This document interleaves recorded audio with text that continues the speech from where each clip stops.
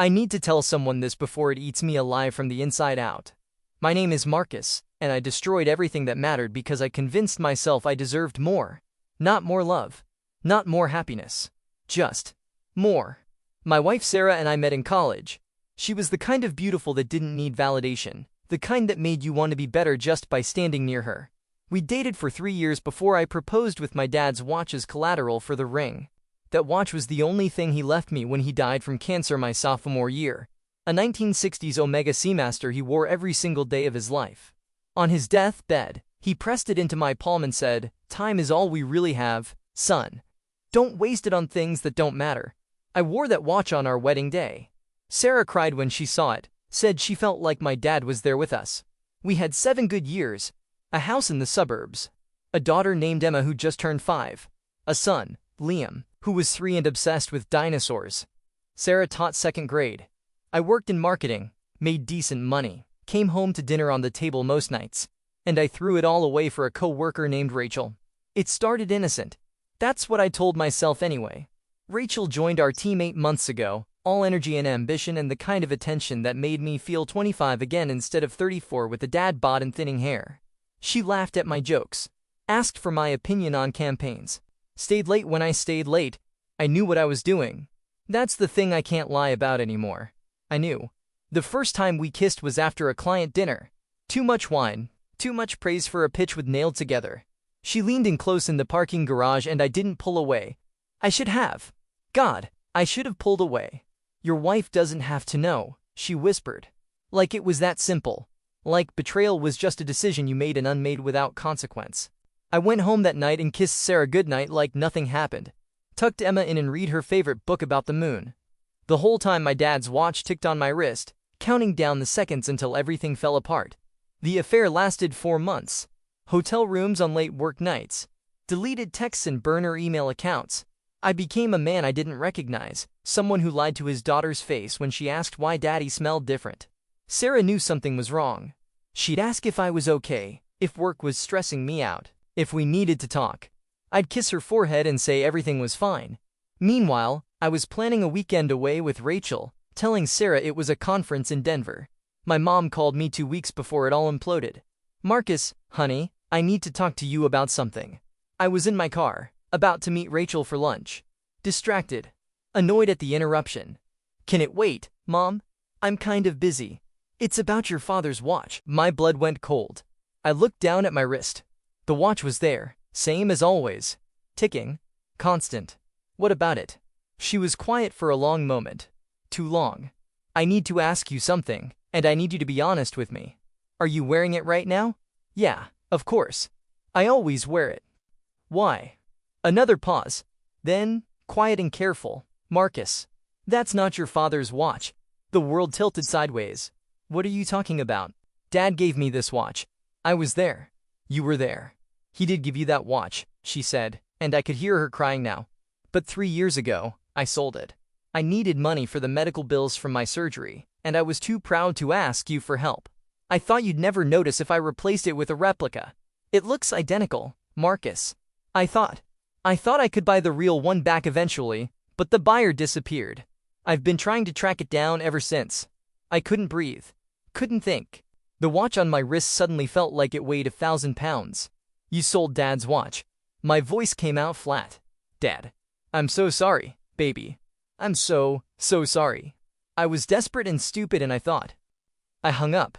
Just pressed the red button and sat there in my car outside the restaurant where Rachel was waiting. The watch on my wrist wasn't my father's. It was a fake. A prop. A lie. Everything I'd told myself about honoring his memory while I destroyed my marriage was built on a fraud. I looked at my reflection in the rearview mirror. My phone was lighting up with texts from Rachel. "Where are you?" "I'm at our table." Heart emojis. Inside jokes. All the things that felt exciting and dangerous and new. Sarah texted too. "Don't forget Emma has danced at 4. Love you." I sat there for 20 minutes, staring at that fake watch, feeling something crack open inside my chest.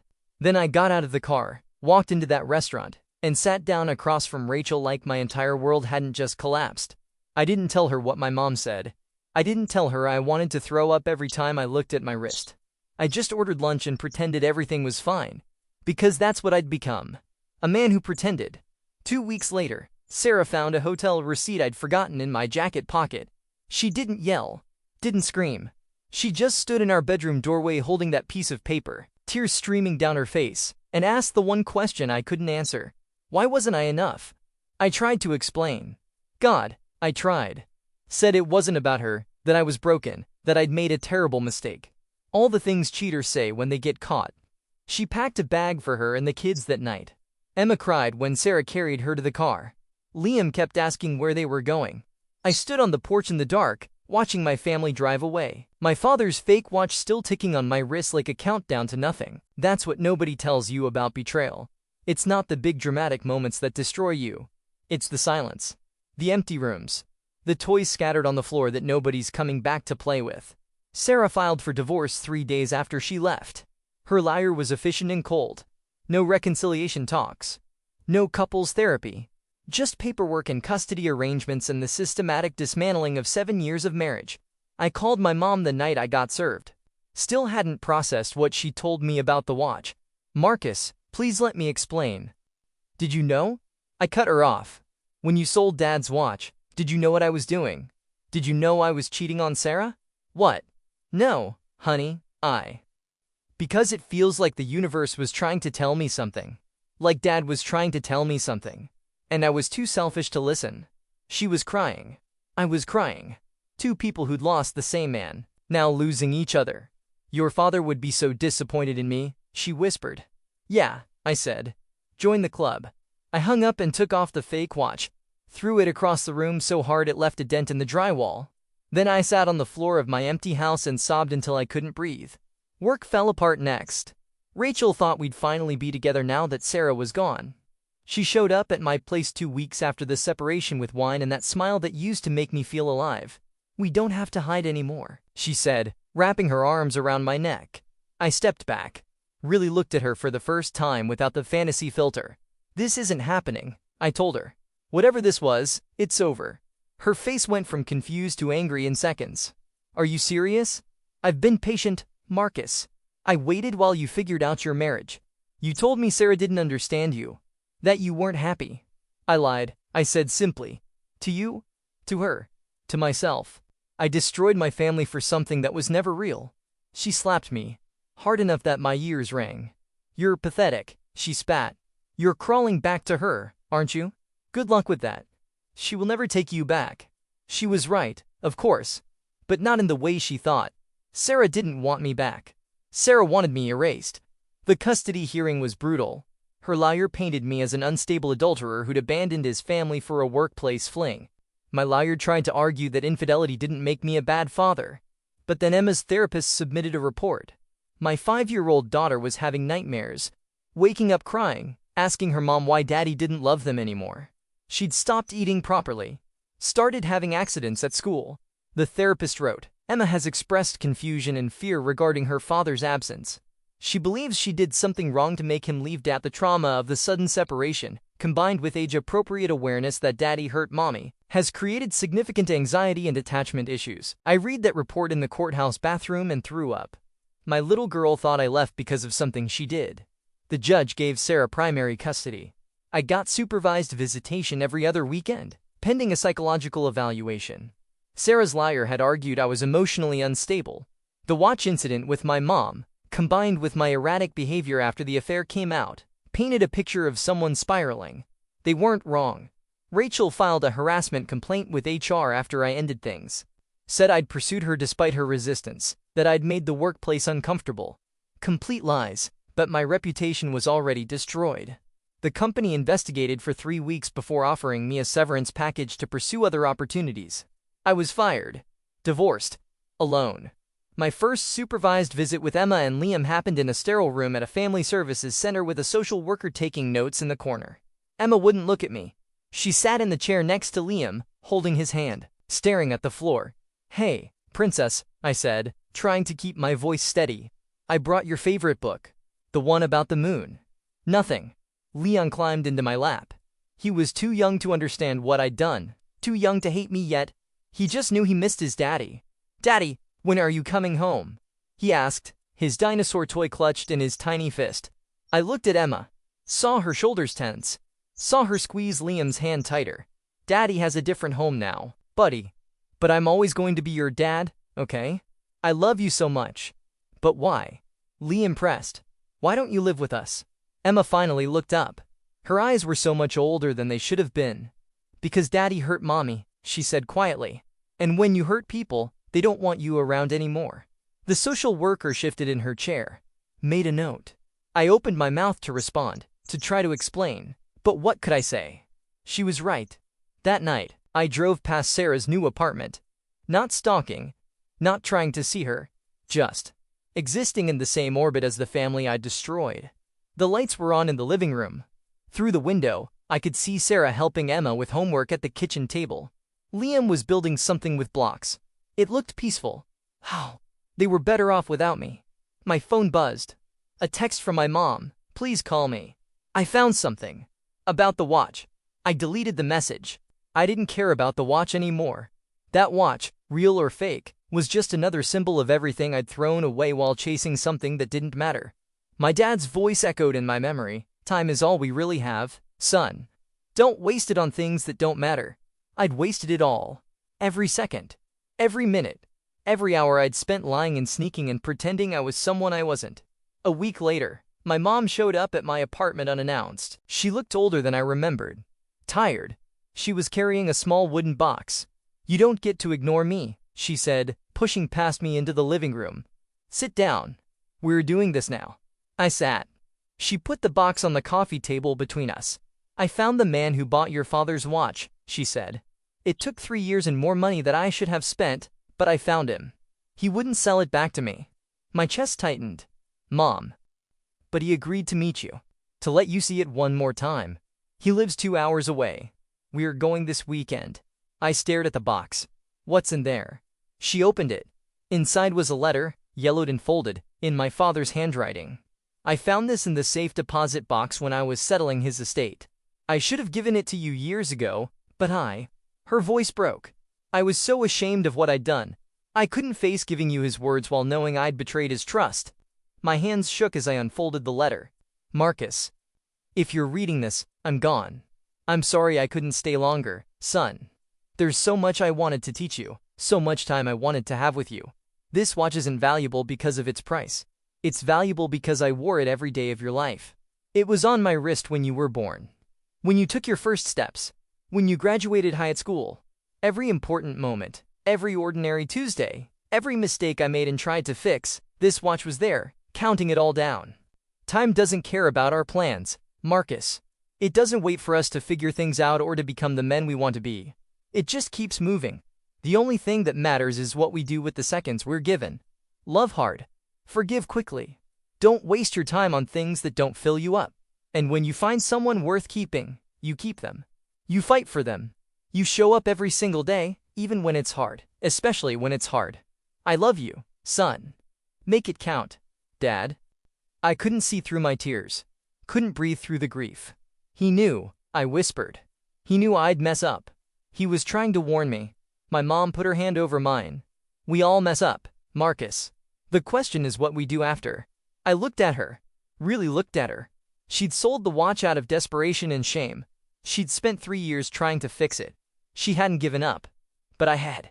I'd given up on my marriage the first time Rachel smiled at me. I'd given up on my vows, my family, my kids. I'd given up on being the man my father raised me to be. I can't fix this, I said. Sarah won't even let me see the kids without supervision. Emma hates me. I lost my job. Everything's gone. Then you start over, she said simply. You don't get to give up just because it's hard. Those kids need their father. Not the perfect version. The real one. The one who messed up and owns it and shows them how to do better. The drive to meet the man who owned my father's watch felt like traveling to my own funeral. My mom drove.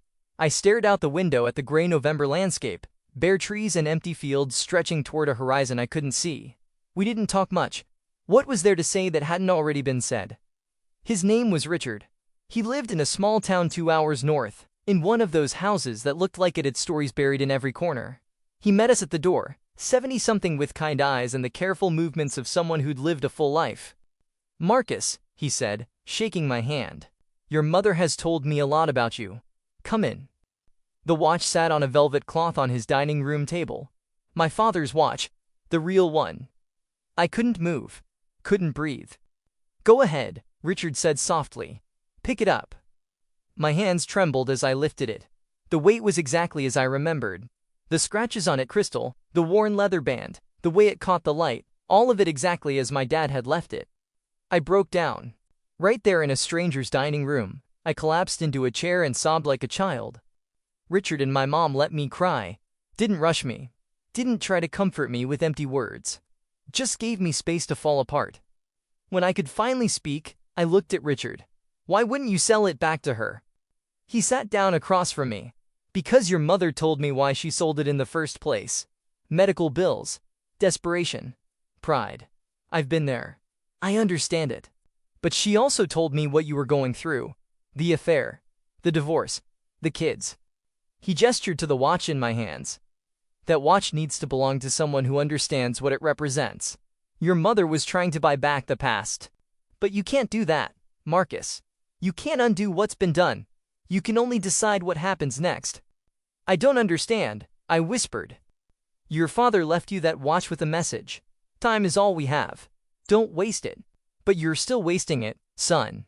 You're sitting in that empty house feeling sorry for yourself, counting all the things you lost. Meanwhile, your kids are growing up without their father. Not because you're gone, but because you've given up." The words hit like a punch to the gut. "Emma won't even look at me," I said. "She told Liam that I hurt their mom and that's why people don't want you around. She's 5 years old and she already knows I'm a failure." "Then prove her wrong," Richard said simply. "Not with words. With time. Show up. Keep showing up. Let her be angry. Let her hate you if she needs to. But don't you dare disappear on those kids because it's uncomfortable." My mom was crying quietly.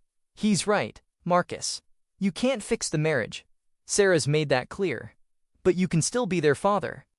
Richard stood up, went to a drawer, and pulled out a small box. Inside was a nearly identical watch to my father's. Not a cheap replica like my mom had bought. A real Omega Seamaster from the same era, carefully restored. "I collect these," he explained. "This one belonged to a pilot who flew supply missions in Vietnam. His family sold it after he passed. Different man, different life, but the same question. What are you going to do with the time you have left?" He handed it to me. "Your father's watch stays with me. Not because I'm cruel, but because you need to stop looking backward. That watch represents who your father was. This one represents who you're going to become. Earn it, Marcus. Do the work. Show up for those kids every single day until they believe you're not going anywhere." I looked down at the watch in my hand. It was beautiful. Perfect. Wrong. "I don't deserve this," I said. "No," Richard agreed. "You don't. But your kids deserve a father who tries anyway." The psychological evaluation took 6 weeks. Weekly sessions with a therapist who asked questions I didn't want to answer. Why did you cheat? What were you running from? How do you plan to rebuild trust with your children? I didn't have good answers at first. Just excuses and shame and the same tired story about feeling unappreciated and falling into temptation. But Dr. Matthews didn't let me hide. "You're performing regret," she said during our 3rd session. "You're saying the right words, but you're still the victim in your own story. The real question isn't why you cheated. It's why you chose to keep choosing it. 4 months, Marcus. 4 months of opportunities to stop, to come clean, to do the right thing. Why didn't you?" I sat with that question for a long time. "Because I liked who I was with her," I finally admitted. "I liked feeling wanted and interesting and like I mattered. At home, I was just dad. Just the guy who took out the trash and paid the bills. With Rachel, I was exciting. Special. And your wife? Your children? They weren't enough to make you feel special?" "No," I whispered. "And that makes me a monster, doesn't it?" "And makes you human," Dr. Matthews said. "A flawed, selfish human who made terrible choices. The question is whether you're going to stay that person or do the work to become someone different." I wore Richard's watch to every session. A reminder. A challenge. The supervised visits continued. Emma slowly, painfully slowly, started talking to me again. Not forgiveness. Not trust. Just basic acknowledgement that I existed. "Miss Roberts says we should draw pictures of our feelings," she told me during our 5th visit. She was coloring at the table, not looking up. "That's a good idea," I said carefully. What did you draw?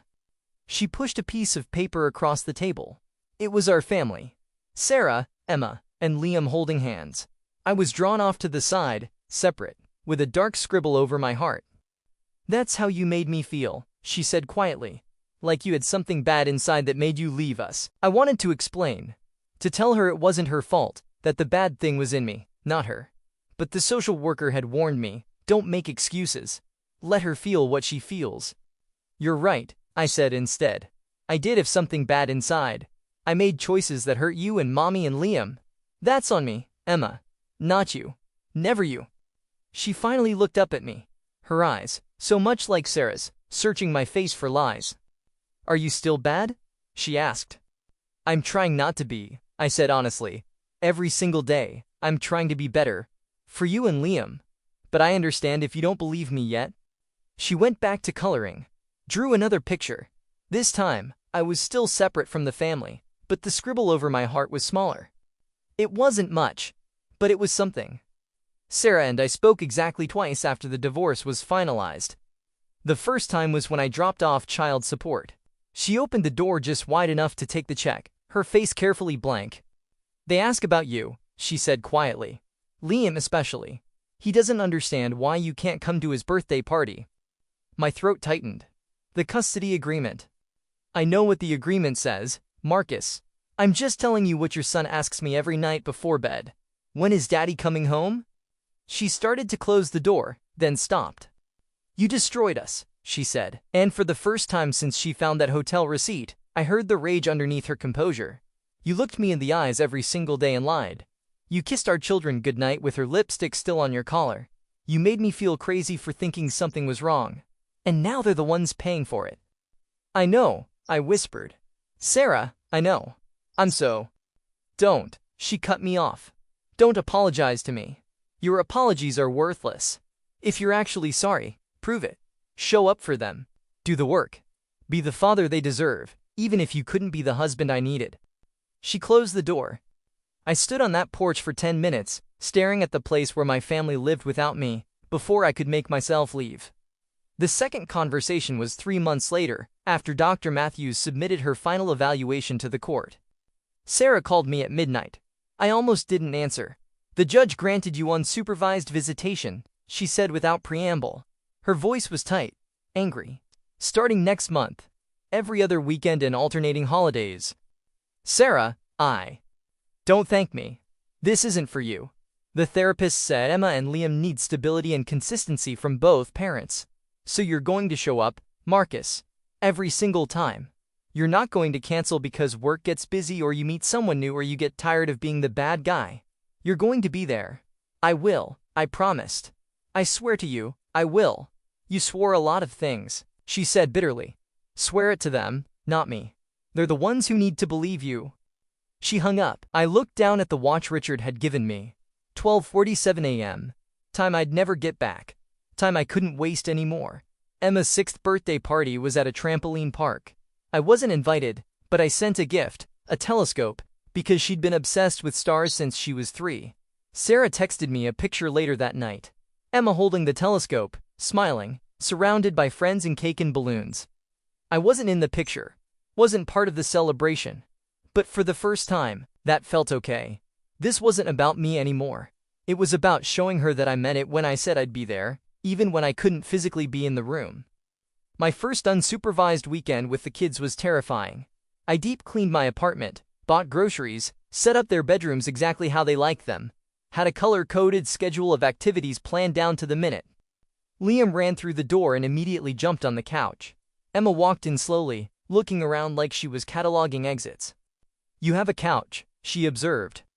I do, I said. And a TV issue. And I made your favorite dinner, spaghetti with the sauce you like. She set her backpack down carefully. Mommy says we're sleeping here tonight. That's right. 2 whole nights. We can do whatever you want. Movies, games, build a blanket fort. I wanted to go home, she said quietly. My heart cracked. Emma. But I know I can't, she continued. So I guess we can watch a movie. But nothing scary. Liam has nightmares. It wasn't warmth, wasn't forgiveness, but it was presence. She was there, in my space, giving me a chance. That first weekend, I learned that Liam only ate his vegetables if they were dinosaur food. That emanated her nightlight pointed at the ceiling, not the wall. That they both still remembered our old Saturday morning routine. Pancakes shaped like animals and dancing in the kitchen to whatever song came on the radio. We did it. All of it. And when I tucked them in that first night, Emma let me kiss her forehead. "Daddy?" she whispered as I turned off the light. "Yeah, princess? Are you going to disappear again?" I sat back down on the edge of her bed, took her small hand in mine. "No," I said. "I'm here. I'm going to mess up sometimes, and there might be days when you're angry at me. But I'm not disappearing. I promise." She studied my face in the dark. Then, so quietly I almost didn't hear it, "Okay. It's been 2 years since Sarah found that hotel receipt. I still live in the same apartment. Still wear the watch Richard gave me. Still see Dr. Matthews once a month to make sure I'm not slipping back into old patterns. Rachel got married. I saw the announcement on LinkedIn. Felt nothing but a just-in kind of sadness for whoever she'd convinced to trust her. My mom and I rebuild our relationship slowly. Family dinners every other Sunday when I don't have the kids. We don't talk about the watch much anymore. The real one is still with Richard, and that feels right. I email him sometimes, updates about Emma and Liam. He always writes back with the same question, "Are you making it count?" Sarah started dating someone 6 months ago. Emma mentioned him once, said he's nice and helps mommy smile again. It hurt in ways I can't describe, but I told Emma I was glad mommy had someone who made her happy. Because that's what you do when you've destroyed something. You let it heal, even if you're not part of that healing. Emma is 8 now. She still draws pictures of our family, but I'm not separate anymore. I'm on the edge, holding Liam's hand, part of the circle but not at the center. It's honest. I can live with honest. Liam doesn't remember much from before. He just knows daddy lives somewhere else and he gets 2 Christmases. He's 5 and obsessed with space now, wants to be an astronaut. I take him to the planetarium every month, just the 2 of us. Last week, Emma asked if she could bring a friend to my place for a sleepover. Not because she had to. Because she wanted to. Because my apartment felt safe enough to share. I said yes, and I didn't cry until after they were asleep. People ask me sometimes if Sarah will ever forgive me. If we'll ever be a family again. The answer is no. We won't. That door is closed, locked, demolished. I burned it down myself. But I get to be their father. I get every other weekend and Wednesday dinners and school plays and science fairs. I get to watch them grow up, even from the margins of their lives. I get to show them that when you break something, you don't run away. You stay. You do the work. You let them see you try, fail, and try again. My mom sold the watch my dad left me, and I destroyed my family while wearing a fake replacement. I spent years lying to everyone, including myself, about what mattered. My dad was right. Time is all we have. I wasted so much of it. But the watch still ticks. The seconds still pass. And every morning, I wake up and choose to make today count. Not because I deserve redemption. Not because I think I can erase what I did. But because Emma and Liam are watching. And this time, I'm going to show them what it looks like when someone stays. The other day, I was helping Emma with her homework. Math problems about time, how many minutes in an hour, hours in a day. She got frustrated, erased her answer for the 3rd time. "I hate this," she muttered. "There's too much math. Why does it matter?" I looked down at my watch, thought about my dad, about Richard, about every moment I'd thrown away and everyone I was fighting to keep. Because time is the only thing we can't get back, I told her. Once it's gone forever. So we have to pay attention to it. Make sure we're spending it on things that matter. She looked up at me with those 2 old eyes. Like being with people you love? Exactly like that. She went back to her homework, worked through the problem carefully, got it right.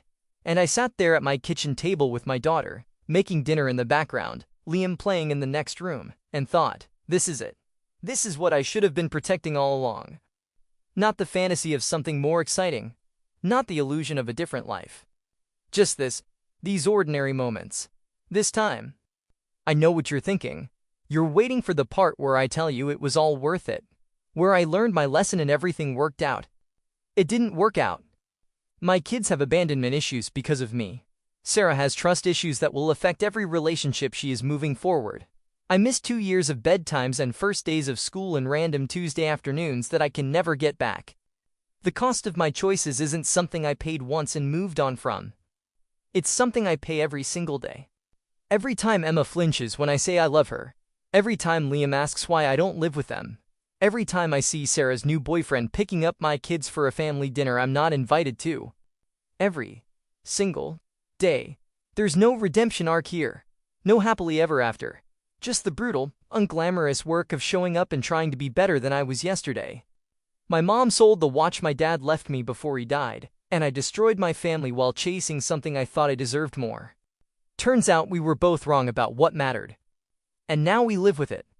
The watch still ticks, but sometime you lose isn't measured in seconds, it's measured in the way your daughter looks at you when she's trying to remember if you're worth trusting again.